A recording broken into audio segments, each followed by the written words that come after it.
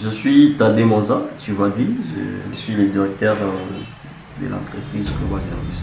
C'est depuis 2 ans que nous sommes ici en Bujumaï.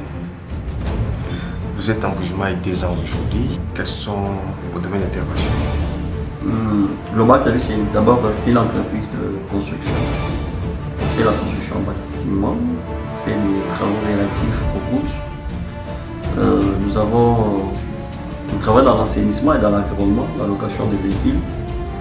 Nous sommes dans la réparation et aussi l'entretien des motos, la peinture.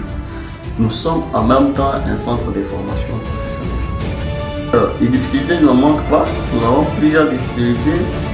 Depuis qu'on est en Bujumaï, je peux dire, au niveau du marché public, il n'y a jamais eu l'offre. Ça, c'est un problème. Mais on est obligé de payer les impôts et les taxes sur la fin du mois. À part ça, il y a aussi des difficultés telles que il y a les coûts fixes.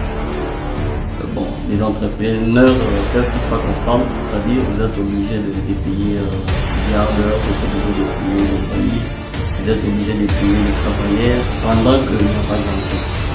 Or, les entrées là, c'est la personne qui paie ou bien l'institution qui peut favoriser ces entrées là sur l'autorité ou bien c'est le gouvernement, que ce soit national, gouvernement provincial, en créant des activités qui peuvent toutefois être à l'intérieur de l'entreprise. Donc, travailler avec les marchés publics, mettre à disposition de l'entreprise des offres, et lorsqu'on viendra sur notre foyer, on travaille. Si les entreprises gagnent bien sûr les marchés, et ces marchés-là doivent vraiment permettre à ce que les activités puissent marcher. Bon, l'État congolais doit prendre ses responsabilités, pas seulement en demandant les taxes et les impôts, mais à mettre aussi à la disposition des entreprises les voies et les moyens pour que ces entreprises-là puissent fonctionner normalement. Et aussi qu'ils évitent beaucoup plus à se confier aux entreprises étrangères, parce que la plupart des cas, nous voyons, ce sont les entreprises étrangères qui gagnent les marchés. Et nous, les entreprises qui sont sur place, nous n'avons pas vraiment plus de la chance de gagner des marchés. Et en même temps, je vois dans la sous-traitance, l'autorité de régulation de la sous-traitance dans les secteurs privés. C'est comme si c'est quelque chose qui n'est pas, je peux dire, qui n'est pas vraiment quelque chose d'innovant, qui n'est pas faisable, parce qu'on ne voit rien des sous-traitances. Les sous-traitances là, on les parle, mais en exécution, on ne voit rien. C'est un peu ça. Comment pensez-vous que l'État congolais peut appuyer les entreprises locales pendant qu'ils n'ont pas de moyens?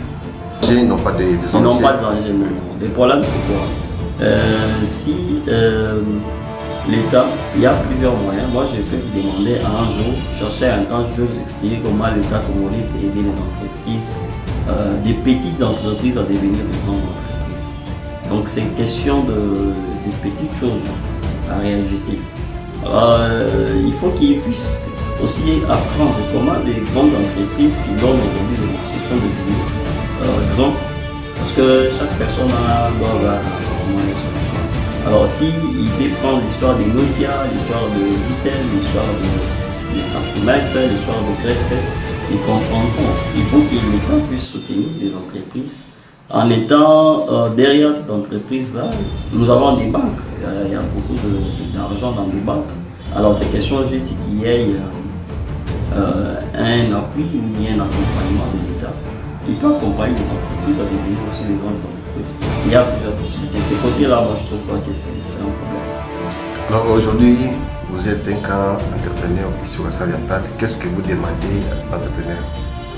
Bon, je demande aux entrepreneurs d'être d'abord ensemble et nous devons nous organiser, parce que jusque-là, je suis en train de dire qu'on n'est pas organisé. C'est pourquoi nous sommes en train d'en bâtir, parce que je vois d'autres structures que je ne peux pas citer ici, juste des petites organisations qui se font recruter.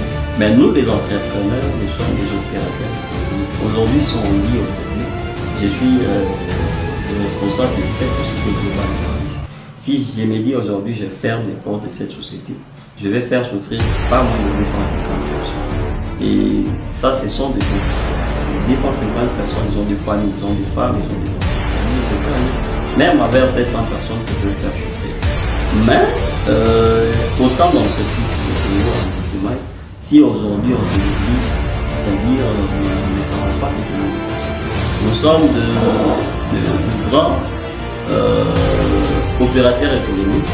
Le problème, c'est d'être ensemble et signer jusqu'à ce que nous allons peut-être relever le défi.